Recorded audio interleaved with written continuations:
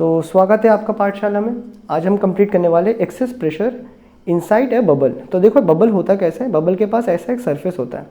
अब देखना इसका जो सरफेस होता है इसी के अंदर आपका जो भी सोप का बबल जो भी हो, अगर वाटर बबल है तो इसके अंदर वाटर होगा, बाकी इसके अंदर क्या हो जाएगा आपका एयर या तो गैस रहेगा, यहाँ भी आपका बाहर में एयर रहेगा। अब देखना बबल का भी इनसाइड में प्रेशर ज़्यादा होता है, याद रखना इसका भी इनसाइड प्रेशर ज़्यादा होता है, आउटसाइड प्रेशर कम होता है। तो अगर अंदर में आपका 10 atm रहेगा प्रेशर तो बाहर कितना रहेगा, ऑब्वियसली उससे कम रहेगा 9 atm। इसी वजह से क्या होता है बबल भी अपने आप को एक्सपैंड करता है। आया समझ में, बबल भी अपने आप को क्या कर देता है, एक्सपैंड कर देता है ना।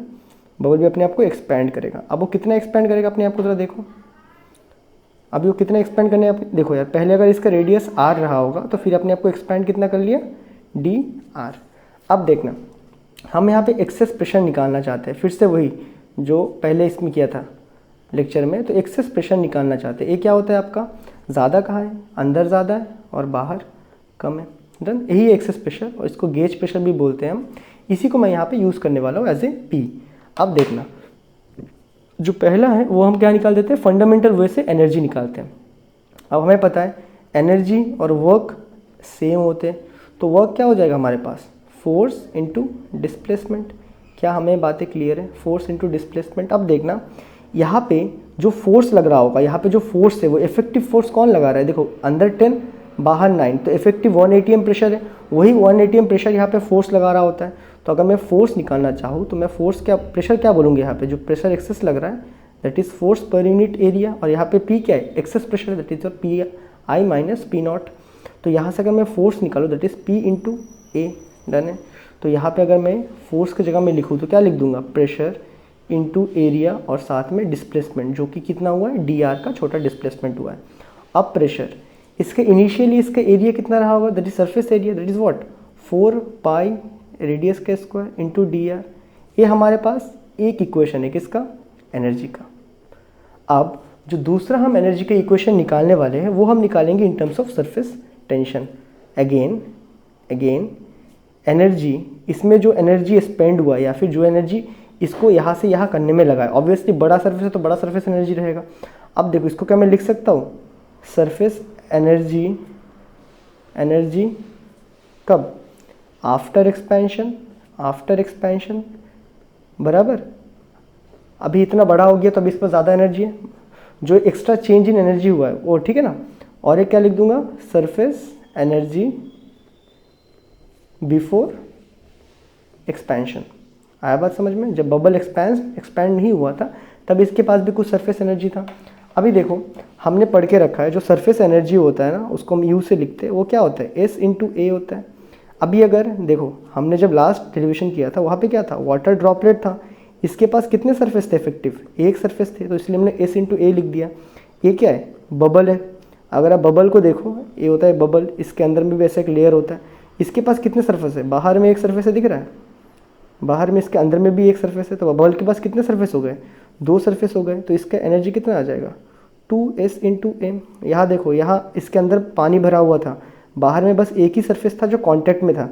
यहाँ पे एयर के साथ कितने सरफेस कांटेक्ट में, अंदर का भी एक सरफेस है बाहर का भी है, तो कितना हो जाएगा एनर्जी इसके अंदर, 2s इंटू ए।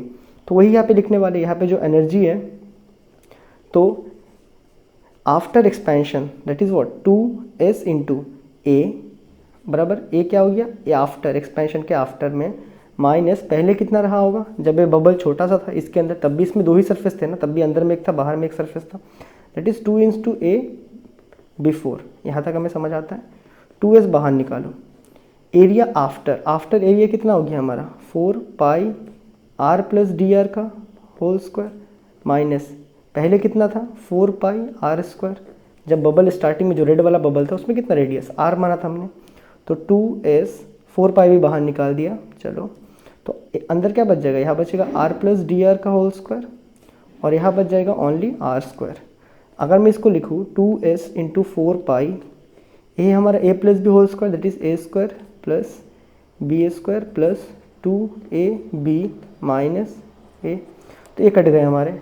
अब देखना मैंने पहले ही बताया था यहाँ पे डी आर क्या होता है, जो एक्सपेंशन होता है वो वेरी स्मॉल होता है, बहुत ही स्मॉल होता है।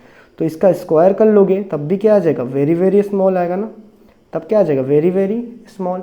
अब जब वेरी स्मॉल आ गया तो हम लोग क्या कर लेंगे, इसको सिंपली नेग्लेक्ट कर लेंगे। तो हमारे पास कितना निकल के आएगा एनर्जी सरफेस टेंशन के टर्म पे 2s into 4 pi into 2r/dr। ये हो गया सेकेंड इक्वेशन। उसके बाद हमें क्या करना था, अभी दोनों में से एनर्जी निकला है, दोनों एनर्जी इक्वली होता है, बट एक में प्रेशर के टर्म पे और एक में सरफेस टेंशन के टर्म पे, तो हम लोग बस इक्वेट कर लेंगे, इक्वेट इक्वेशन 1 और 2। जब हम इक्वेट करेंगे तो पहला इक्वेशन क्या है, p into 4πr² is equal to यहाँ पे क्या आ जाएगा 2s इंटू 4 2r/dr। अब देखो dr कट गया यहाँ पे r² और यहाँ पे एक r कट गया, 4 कट गया, तो हमारे पास यहाँ पे फाइनली क्या बचा, p इंटू इस तरफ बच गया एक r और वहाँ बच गया 2 2 4s।